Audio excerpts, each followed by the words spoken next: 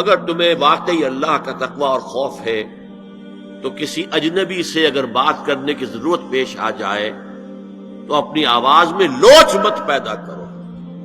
فَيَطْمَعَ الَّذِي فِي قَلْبِهِ مَرَضٌ، کہ جس شخص کے دل میں کوئی روگ ہے، گندگی ہے، وہ کوئی آس لگا بیٹھے کہ یہ جو مجھ سے گفتگو کر رہی ہیں، جس انداز میں کر رہی ہیں، جس لگاوٹ کے ساتھ کر رہی ہیں، تو کوئی نہ کوئی موقع ہے میرے لیے. اِنَّا لِلَّهِ وَإِنَّا إِلَيْهِ راجعون. کرخت آواز میں بات کرو.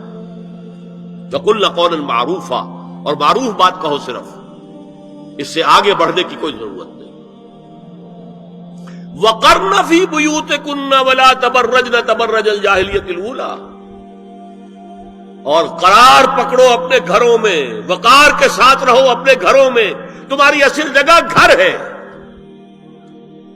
باہر نکلنا تمہارا کام نہیں ہے. ہاں ضرورت ہو سکتی ہے اس کا آباد